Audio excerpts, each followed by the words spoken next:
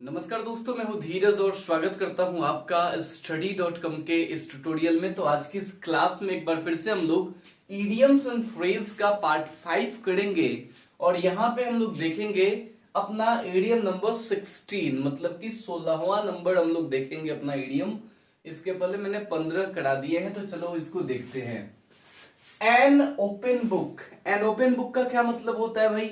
तो an open book का मतलब होता है, अरे लोग कहते नहीं है, अरे वो तो खुली किताब है, अरे उसको समझने में तो कुछ लगा ही नहीं है।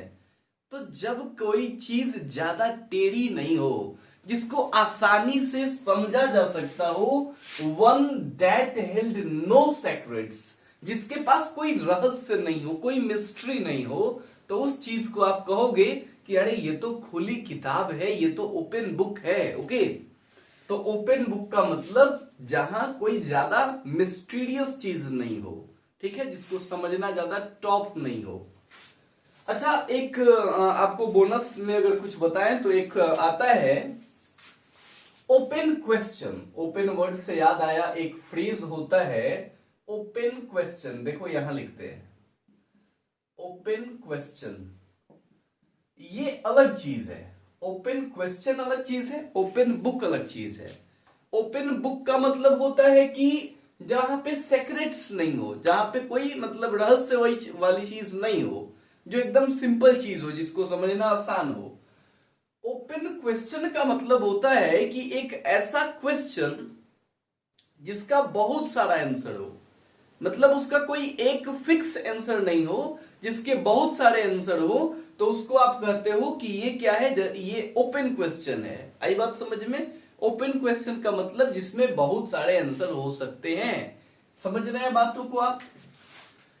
एप्पल ऑफ डिस्कॉर्ड अपना अगला इडियम है, और एप्पल ऑफ डिस्कॉर्ड का मतलब आप कहते हो ना कि अरे देखो ये जो है ना, यही एकदम से भाई झगड़े का जड़ है, सारा झगड़े का जड़ यही है, सारा झगड़े का फसाद यही है। तो अगली बार से थोड़ा अंग्रेजी बोल लेना और कहना कि भाई एप्पल ऑफ डिस्कॉर्ड यही है, ये है apple of Discord, this person is Apple of Discord. Okay, तो एप्पल ऑफ डिस्कॉर्ड का मतलब होता है कोई भी वो चीज जो फ्रिक्शन पैदा करे। अरे फ्रिक्शन मतलब तो ऐसे साइंस की भाषा में घर्षण होता है, लेकिन हम लोगों में फ्रिक्शन होगे तो क्या मतलब होगा? फ्रिक्शन का मतलब होता है सीधा सा कि वही झगड़ा होगा, आपसी तनाव बढ़ेगा, और जिस चीज से तनाव बढ़ेगा उसको आप कहोगे Apple of Discord. Cause of animosity भी बोल सकते हो, एनिमोसिटी, या फिर कॉज ऑफ डिस्प्यूट भी बोल सकते हो। तो देखो एग्जाम है, ऑप्शन में कुछ भी हो सकता है। अब वहां पे आप ऑप्शन देख लेना, समझ लेना, और एकदम एप्पल ऑफ डिस्कॉर्ड आपको याद हो गया होगा कि इसका मतलब होता है कि जो दुश्मनी है, जो क्वेरल हुआ है, जो डिस्प्यूट हुआ है, जो एनिमिटी हुई है, उसका रीजन क्या है, वो रीजन, वो कॉज, वो कारण, उसको कहेंगे एप्पल ऑफ डिस्कॉर्ड। आगे है एप्पल ऑफ वंस आईज। अरे हर इस दुनिया में हर बच्चा जो है वो अपनी माँ की आंखों का तारा होता है। आई बात समझ में? तो माँ की आंखों का तारा होने का मतलब है एप्पल ऑफ वंस आईज होना। ओके, अंग्रेजी में इसी को बोलते हैं apple of one's eyes. Apple of one's eyes मतलब किसी की आंख का तारा होना। अब जब कोई किसी की आंख का तारा होगा तो मतलब वो बहुत ही प्यारा होगा, वो वेरी लवेबल होगा, वो वेरी डियर टू समवन होगा, वो किसी को बहुत ज्यादा प्रिय होगा। आई बात समझ में? तब आप कहोगे कि अरे ये तो क्या है, उसका एप्पल ऑफ, है ना, वंस आईज, मतलब वो जो पर्सन है उसका ये एप्पल ऑफ आईज है। आई बात समझ में? मतलब ये उसके आंखों का तारा है। ओके, अगला है जो अपना idiom, that is at daggers drawn. At daggers drawn मतलब क्या होता है? देखो डैगर्स ड्रॉन का मतलब होता है किसी से एकदम कट्टर दुश्मनी होना, बड़ा ही एकदम खतरनाक किस्म की दुश्मनी होना। To have a bitter enmity, मतलब किसी के साथ एकदम बहुत गड़बड़ जब रिलेशन होंगी आपके, तो आप कहोगे कि भाई इससे तो मेरी बिल्कुल भी नहीं पड़ती। यहां तो डैगर्स ड्रॉन वाली सिचुएशन है। आई बात समझ में? तो डैगर्स ड्रॉन का मतलब होता है कि किसी के साथ एकदम भयंकर किस्म की दुश्मनी होना।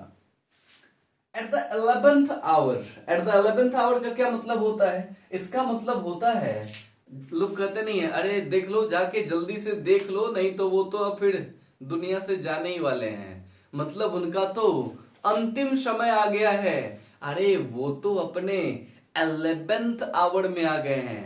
तो 11th आवर का मतलब होता है किसी का अंतिम समय होना।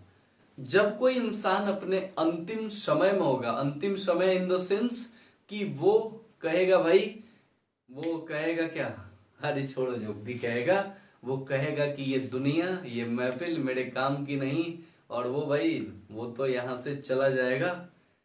कहने का मतलब कि वो होगा अपने अंतिम समय में, अपने अंतिम यात्रा पे। तो आप कहोगे कि वो है अपने 11th आवर में। आई बात समझ में? तो आशा करते हैं कि ये वीडियोस आपको पसंद आए होंगे। मिलते हैं अगले वीडियो में एक नए एपिसोड के साथ, और हम लोग बहुत जल्द इडियम्स एंड फ्रेज के साथ ग्रामर का क्लास भी शुरू करने वाले हैं।